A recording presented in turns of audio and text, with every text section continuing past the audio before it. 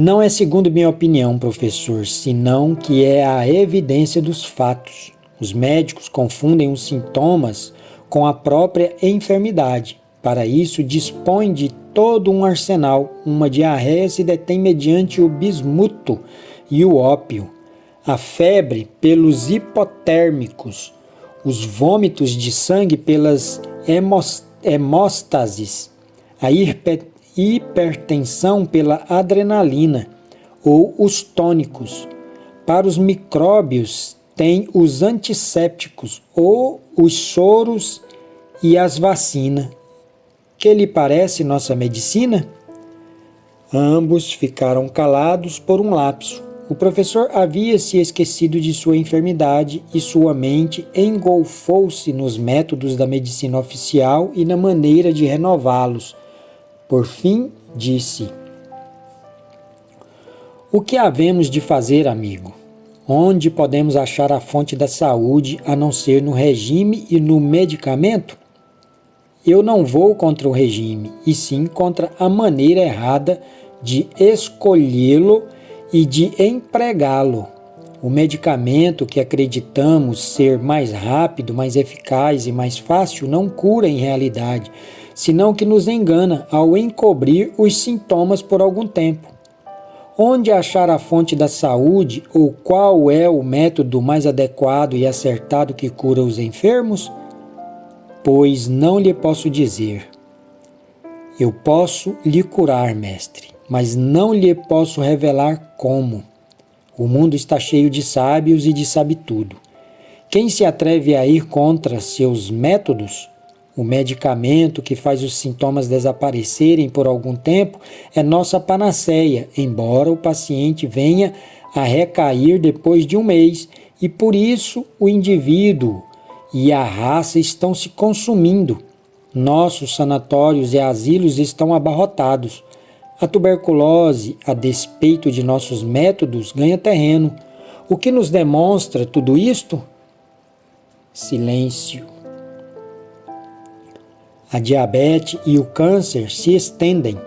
Constroem-se maior número de hospitais e sanatórios. Buscam-se vacinas, soros específicos, antissépticos e extratos glandulares. Gastam-se milhões em institutos, mas esquecem-se de começar pela raiz, a medicina preventiva. A medicina preventiva, você diz? Sim, senhor, porque o Estado e a Igreja obrigam a criança a obedecer às leis cívicas e morais e não lhes ensinam a respirar bem, comer bem, exercitar seus músculos, viver, enfim, cumprindo as leis naturais e depurando, assim, seu corpo e sua alma. Porque, em vez de esgotar todo o tesouro da nação em política e em guerras, não constroem vivendas sadias para os pobres e necessitados? Nos hospitais podem caber 2 ou 3 mil enfermos, mas que fazemos com os 30 ou 50 mil que estão gerando sua enfermidade? Porque, em vez de encher a mente do aluno com dezenas de matérias, muitas delas são tolices que esquece em grande parte ao sair da escola e não lhe ensina a viver sadiamente e se lhe submete a um exame de saúde a cada mês? Esquece-se que antes da álgebra e da geometria está a saúde e que se deve primeiro aprender a viver saudavelmente. Assim quizá conheceriam menos dessas ciências, mas a sociedade não teria uma carga tão pesada. Ademais, quantos deles recordarão e utilizarão todas essas ciências que aprendem no colégio? Sem embargo, doutor, estamos em Paris, cidade-luz. E você crê que os médicos poderão realizar isto? Pois é uma utopia o que você proclama. E utopia continuará sendo a cura definitiva dos enfermos, replicou Adonai, levantando-se para dar uns passos no salão. Logo se deteve bruscamente e perguntou: quem são os que implantam a vacina em todas as nações do mundo? Não foram os médicos? Porque agora não podem introduzir a medicina preventiva nas escolas e nos lares? Os rifões dizem sempre a verdade. Prevenir é melhor do que curar. Segundo você, qual é o método ou o sistema que a medicina preventiva deve estabelecer? O único método e o único sistema devem ser o da medicina universal, isto é, o fixado pelas leis da natureza. Este sistema natural, se assim queres chamá-lo, está baseado no dormir, no exercício físico, ao ar e ao sol, necessário e obrigatório, acompanhado, todo ele, da prática de outras noções de higiene geral. Evita-se assim a causa da enfermidade gerada pela má alimentação, pelo não saber comer, pela má respiração ou pela falta de higiene, etc. Isto é tudo? Não, senhor. Isto é a antessala da vida e da saúde. Porém, não me atrevo a falar mais, porque temo que o professor Lapeyard me prenda com seus loucos. O professor Renaud riu picarescamente e disse: O que me diz do sistema de curarização do professor Matex? Se ele pedir minha opinião, francamente lhe direi: pelo fruto se conhece a árvore. O professor calou-se por um instante e em seguida insinuou: Seguiremos nossos temas, não é melhor assim? Adonai sentiu uma espécie de desgosto contra si mesmo. Para que falar tanto? Era necessário deter-se. Como ia convencer o grande catedrático que todas as enfermidades, quaisquer que sejam, podem ser tratadas da mesma maneira? Ensinar ao professor que o reumatismo, a cistites, a prostatites, os furúnculos, as verrugas, os pólipos têm como verdadeira origem uma perturbação do estado geral do organismo? Que o médico em nenhum caso deve limitar sua ação a um tratamento local ou a um medicamento de ação unilateral?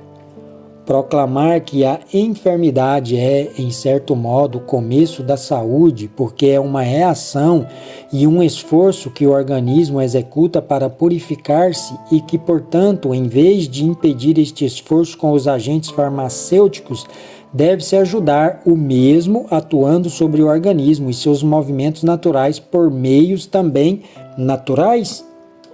Afirmar que o sofrimento é o grande educador do homem e que a medicina clássica ensina a odiar e a temer a enfermidade, sem instruir nem obrigar ao paciente a evitá-la?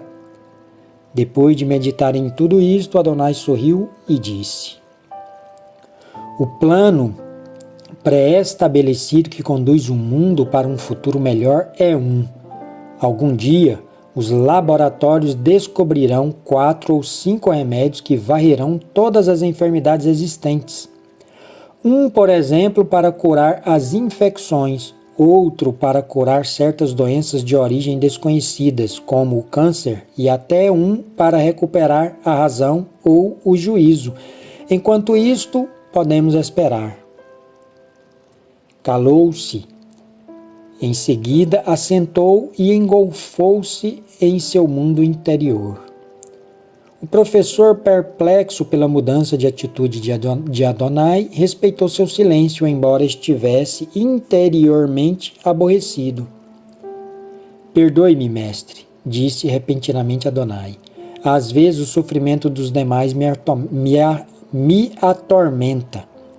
Introduzir um trocal entre as costelas de uma criança, perfurar a envoltura externa do pulmão ou a membrana externa da pleura e insuflar-lhe ar para afastá-lo, mas se existem aderências e estas retêm o pulmão e impedem seu colapso, novo suplício.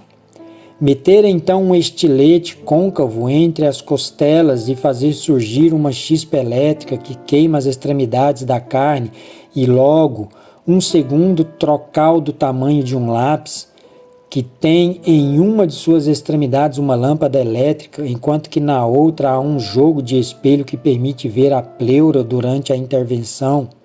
Depois, seccionar o nervo que movimenta o diafragma, introduzindo a agulha que injeta o álcool que a destruirá. E por último, cortar 3, 4, 5 costelas. E tudo para quê? Para morrer depois de todos estes sofrimentos, sem contar o que se agrega no final como consequência desses métodos: enterites, congestão do fígado, dispepsia. Isto se chama medicina?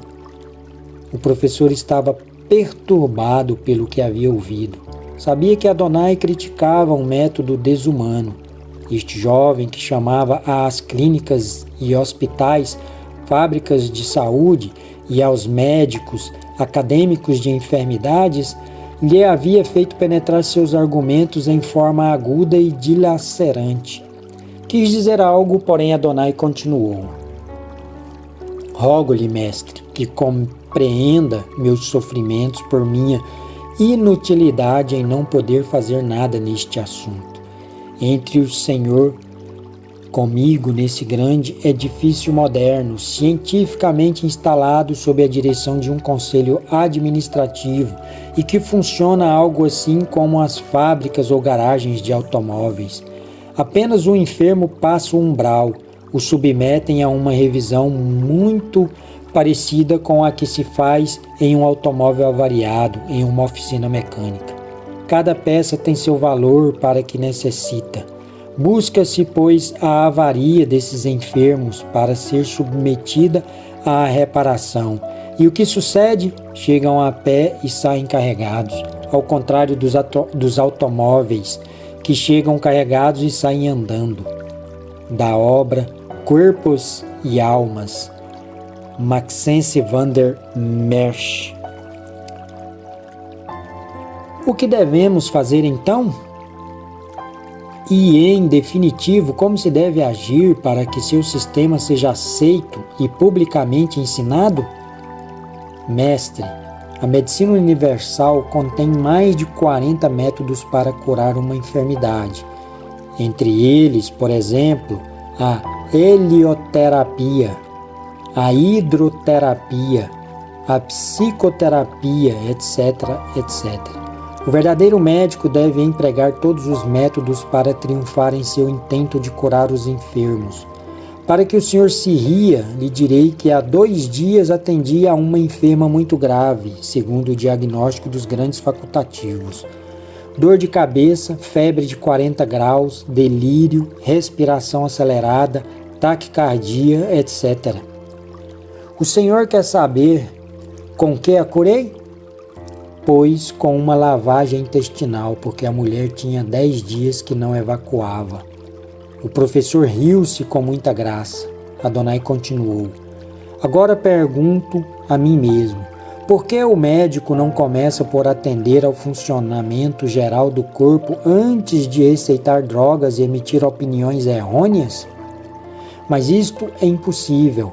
Fazem falta muitos fracassos da medicina e inumeráveis intentos abortados para que os médicos compreendam que estão em um círculo vicioso e consistam finalmente em trocar seus conceitos básicos. Quando? Não sei. O tempo dirá. Por que você não escreve uma obra que explique, enumere e aclare seu método de cura? Adonai se pôs a rir. Quem sou eu para escrever uma obra e para tratar de ensinar esses princípios aos grandes facultativos e mestres da universidade? E o senhor, mestre, recomendaria minha obra a seus discípulos? Ambos ficaram pensativos. E por que quer me curar? Perguntou o professor. Para que martirize menos aos seus enfermos, respondeu Adonai em tom severo. E ademais para que aprenda a curar com amor e para que o Senhor seja o primeiro obus lançado pelo canhão da verdade, o qual estalará em algumas mentes e seu estampido seja ouvido pelos nossos amigos, os médicos.